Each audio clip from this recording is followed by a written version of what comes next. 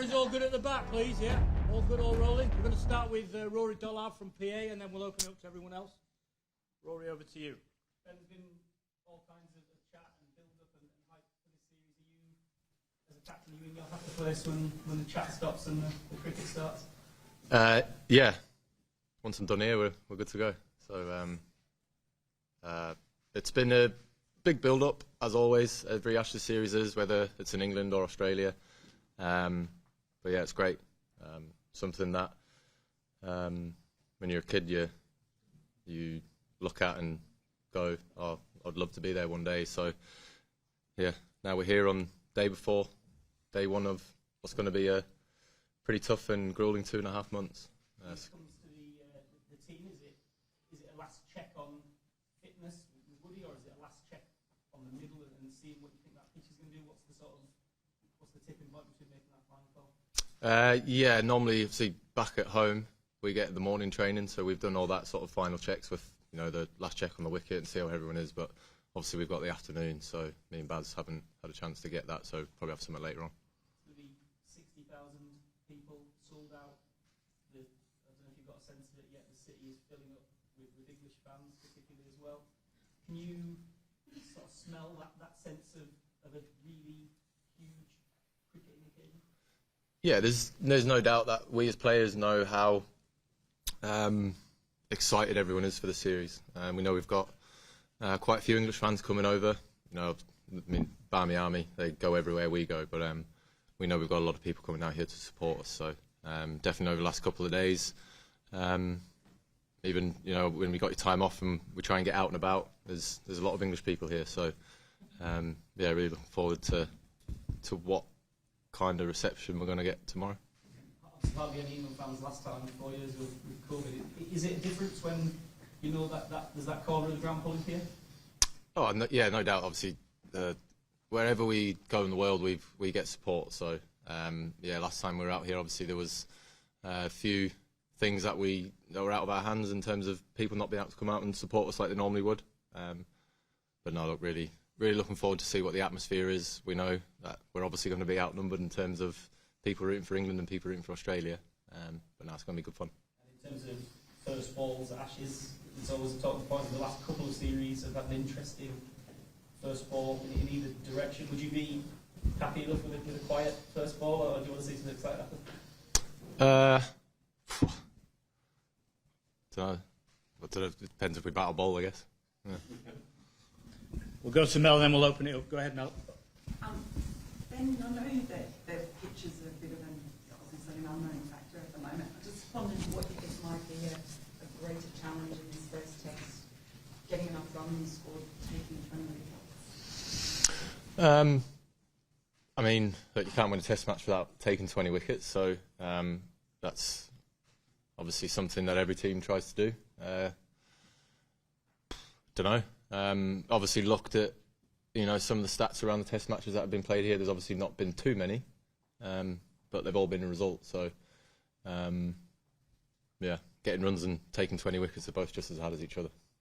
In Perth generally, you've only won one test throughout your history. What makes it so tough here, and what do you think of it as a test venue? I mean, this is my first time playing at this stadium in particular. Didn't mind the whacker last time, to be honest. Did all right there. But look, coming to Australia, playing against Australia, and they're a seriously good team. And everyone's, including myself, including the team, and all you guys know that the record of England, over the history of Ashes series in Australia isn't the best.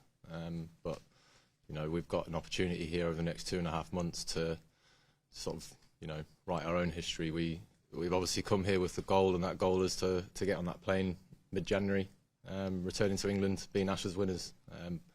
But we know it's going to be very, very tough. It's going to be hard because, beating Australia in Australia is not an easy thing. Sam, please. Channel 9. So much has been made of what happened in the last series and the rivalry. Do you think the two teams will share a beer at the end of this series? Probably, yeah. Chris Stokes. Hi Ben. I know you haven't named the team yet, and we don't know whether Bash is going to be in it or not, but just in general, how big a role, how important do you see him being to you guys across these next 2 months? Yeah, I mean, the 11 that we pick for each game is going to be just as important as the other people. You know, team sport takes all 11 to influence the game at some point. So, you know, all 11 guys who get the honour of being selected in these next 5 games going to play just as important role as each other. ABC, yeah, go ahead. On Bashir, I think some people were maybe surprised to see him included. He spent some of the practice match playing for the second stringers, and people historically seen Perth being pace friendly. Was that a shift in strategy, or was he always going to be in the 12-man? Yeah, no, he's always going to be in a 12-man. See the way in which that game at Lilac went, we thought I'd just get him as many opportunities to bowl as possible. You know, and we get to face him, he gets the bowl at us. So, yeah, that's how we've seen it.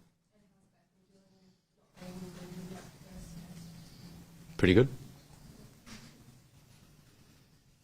Dan Sheney at the front here. Have you seen much of Jake Weatherall about over the years and what sort of data or analytics you sort of looking to on that front? Yeah, he's gone pretty well in, you know, domestic cricket.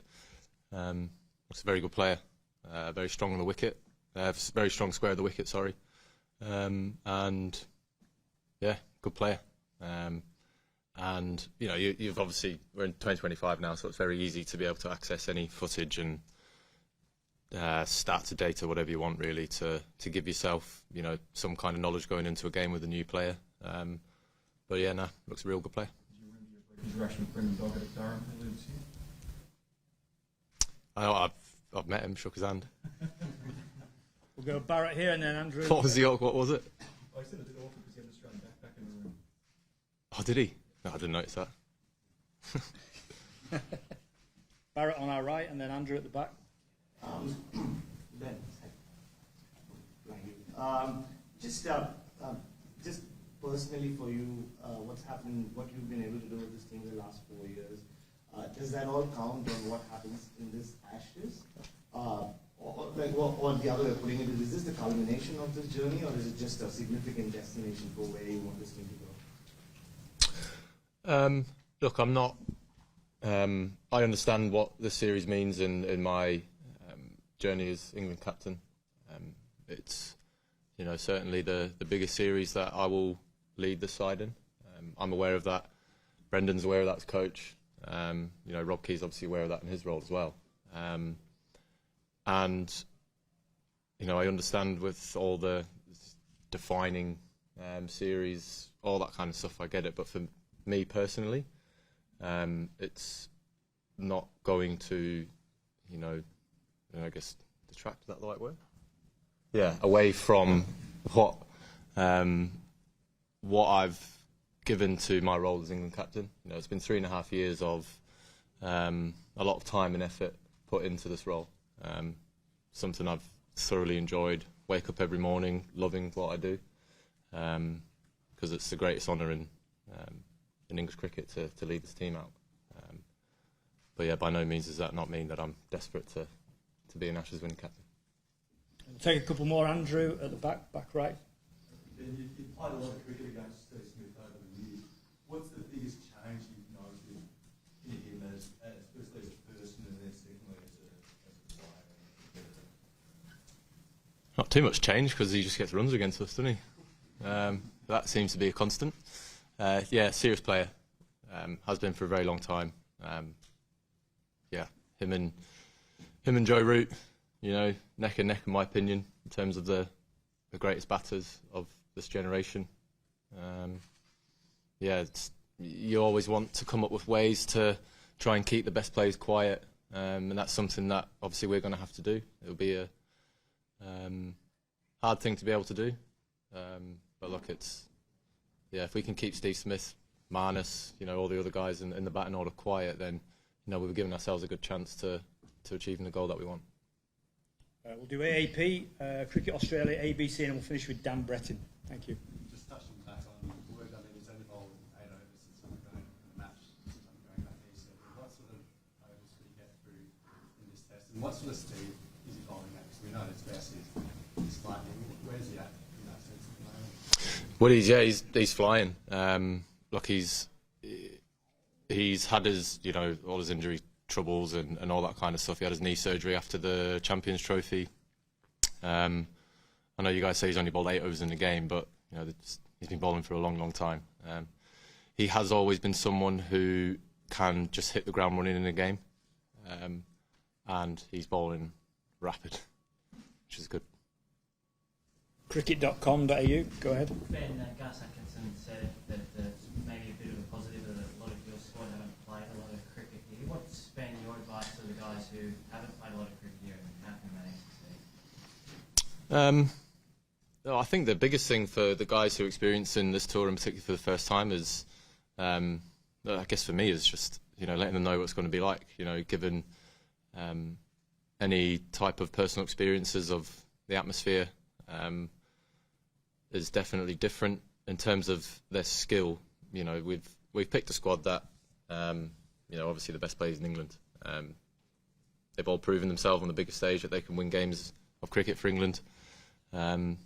They can change a game in the blink of an eye. So, in terms of, you know, telling them what to do in terms of cricket-wise, nothing. Just keep going out and doing what you've been doing, because it's been pretty good since you've been going.